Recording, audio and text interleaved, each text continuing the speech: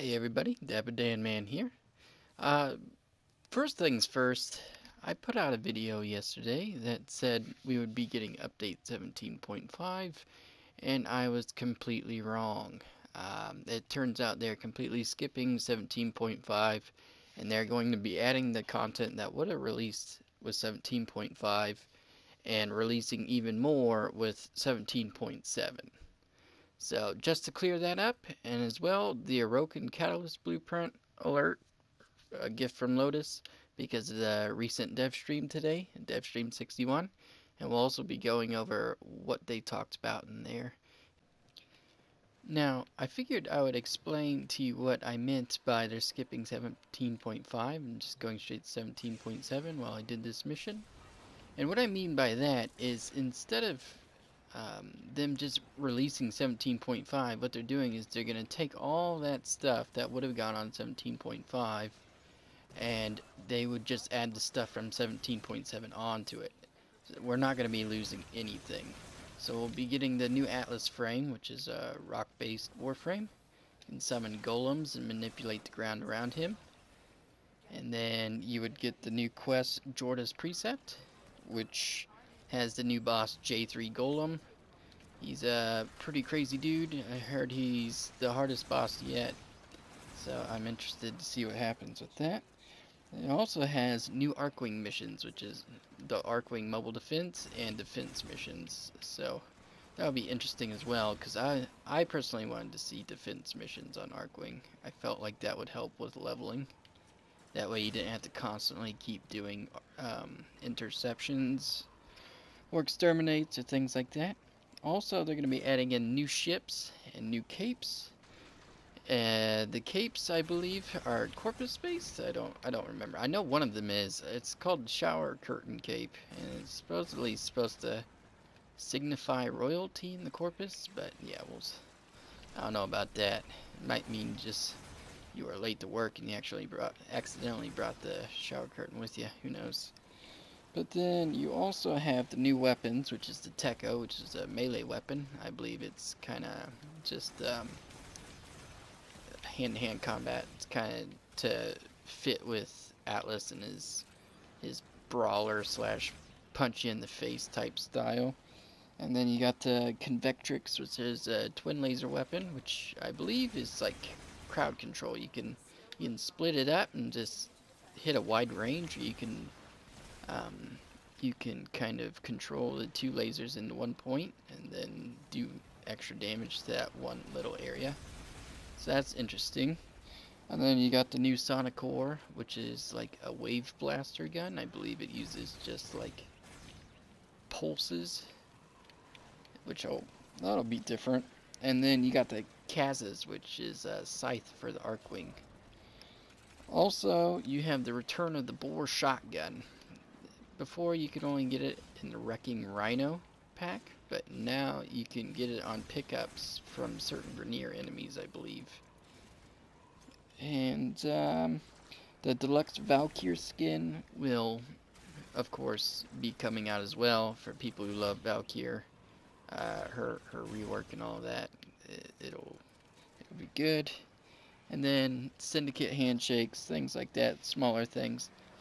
So it's gonna be a big update. It's still, all the stuff from 17.5, but they're also adding in the small stuff from 17.7. I believe 17.7 does some other things. And one of the negative things 17.5 does is what people are calling a nerf to Mesa. I don't know if you've seen it or not yet, but they have nerfed Mesa's abilities quite a bit, and it's got a lot of people upset, and it's got some people really happy because apparently it's more interactive. It's not just hold the button down until you run out of energy or until the round ends. So we'll see how that goes. And then I figured I would also talk about the New York Comic-Con panel. In case you didn't watch that, they released some pretty interesting information on that. If you hadn't watched it, basically they started it off with kind of like a new trailer, I guess you could say, for Warframe to get everyone pumped up and whatnot. And then, I mean, they just talked about, how they started. They said, we started with 8 characters and 1 tile set, and then we worked our way to 20 plus characters, and they had a question mark character in the bottom right that they were going to reveal. And I believe it was 12 tile sets and counting. So, I mean, they've, they've upgraded and improved and expanded quite a bit. And they revealed that new Warframe to be an archer Warframe. They kind of took influences from the poison dart frog. So I believe it's going to have a toxin attack or ability or something of the sort, and it comes with its own custom bow. So basically, they took like the poison dart frog and Robin Hood, from what I understand, and then mixed it together, and it's going to be pretty crazy frame. They also talked about Wukong some more, saying that, he would be released in November. That's what they're planning for with Update 18. And if you don't know what Update 18 is, that's the big moon update. That's like the big one. That's what people have been waiting for quite some time. And basically, you're going to figure out everything about Lotus and the Tenno, and you're gonna finally figure out why the hell we haven't, been to the moon before, and if you're ever on Earth, why you never see it in the sky, things of that sort. And it's gonna tie into Echoes of the Sentient, so the Nata quest, all that stuff, all those questions, all that confusion they gave you. That's basically all gonna be, for the most part, wiped away, and you're gonna learn everything you need to learn, or want to learn anyways. Trying to think of some other things. The new raid will probably come out in update 18 as well. That's what they're planning for. So update 18 is going to be another large update. So today on Devstream 61, they released a lot of information that was quite interesting. At the very beginning, Rebecca from DE said that update 17.7 was planned to be sent to CERT by the end of the day, which is 10/16. So hopefully we will see it sometime next week.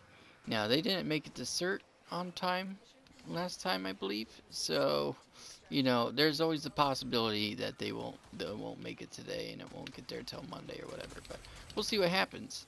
Jesus.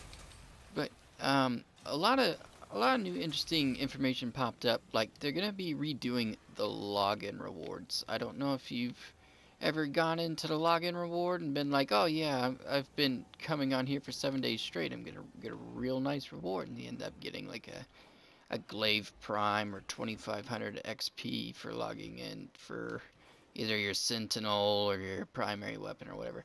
But basically now it's going to take your account, and it's going to take how many days you've logged in to Warframe, how many days you've played Warframe, not consecutively, just in general, and they're going to reward you by that. And they're not going to give you some blueprint you already have. Another thing they also talked about in Devstream is that they're going to be doing away with how they do revives. If you've ever played the game before, you probably know that you get 4 revives per day, and if you run out, you gotta buy more. And that's always kind of flustered people, because they feel like, when they're first starting the game, you do tend to not find anyone to play with, and those beginning missions can be difficult on your own. They have kind of taken down the difficulty on them, but they are still somewhat difficult. And people were losing all 4 revives, and then not being able to complete the main quest, so then they were using their beginning plat to buy revives, and that was just ruining the experience they had, especially if they just had to stop for the day and not be able to do anything. So they're going to do away with that, and basically they don't know if they're going to be doing 4 revives per mission, or just do away with the revives completely and just, be able to revive in some other manner. So the Mios got revealed today in Devstream. If you don't know what the Mios is, it is pretty much a sword with like a whip attached to the handle. So you can swipe with the sword and then counter with the whip. So basically you slice with the sword or whatever, the sword's blade, and then you come back with another attack, so you can just combo back and forth, sword whip, sword whip. And in order to pull out the whip, you have to actually pull out the melee weapon. So you can't just, combo right off the bat without having the melee weapon out. But also, well, while we're talking about melee weapons, they're going to be bringing back charged melee attacks. In order to initiate a charged melee attack, you have to at least melee once, and then I believe you hold melee down, which then you can charge the attack, and then do your attack, and then you can quick attack again, and then you can charge again. So if you time it right, which is, it's going to be kind of a time-based thing, you're going to be able to combo charged attacks, which will be really cool. So I'm actually quite interested to see that. Now they also discussed a little bit Star Chart 3.0. I know it's kind of crazy, they always tend to dodge it, but today they actually made a statement on it. They said that they were working on it, and at one point they, at one point they made a remark saying they were going to blow up a void, which then led a lot of people to wonder what the hell they meant by that. They never really specified what they meant by it, so that of course brought a lot of fears. People thought they were going to take the void completely out of the game, but really what they meant is they're going to try and diversify the void. What they were saying is they felt like the void was very repetitive, and partially they couldn't get away from that because of the RNG and basically the way the game is built, because they want prime parts to be rare so that when the access packs come out, that they will still be somewhat tempting. That if you want to support the game and you want to get a very rare new prime part, you could do so for a certain price. But they also don't want you, playing a whole bunch of missions in a row and then getting burnt out and then being like, wow, this is super repetitive. So they're currently working on that. Some other things are going to be getting reworked here shortly. One of them is Saren. I believe mainly her Venom ability is going to be reworked the most. It's going to have a higher amount of damage, it's going to have a higher duration, and whenever you cast Venom on somebody, if they walk near another enemy, that host will then spread the Venom on to other enemies, so that way it spreads. It's kind of like a crowd control almost. It'll spread amongst the enemies and just create a total mess for them. Another thing is apparently you're going to be able to cast Venom on Molt now, so whenever you molt, you can cast Venom on that molt, and then when the enemies go up to touch it or whatever, it's going to, cause them to do damage to themselves. Also, the Ignis is going to be reworked, and I believe it's getting a buff. They didn't really say anything. They're giving it a facelift, that's for sure, and it's also coming out with a fire axe. I don't know if that's going to be a cosmetic item or not, or if it's just a skin, but it looks pretty cool, so I'm kind of interested to see what's going on with that. Now, a few kind of tech-related things. The app is still being worked on, and it's nice and all that they're making an app, but they've been pushing it off, and I mean that's cool. I'm not too worried about it because I personally I don't the only reason I'll use the app is for the Foundry feature, but they claim that will be coming out in either October or November, but fuck if I know, it could come out in December. We'll see what happens. But also, they are talking about doing Steam Workshop. Well, they've been talking about doing like Steam Workshop for Warframe for a while now. And basically, what the workshop's going to do is it's going to allow players to create skins and content for the game.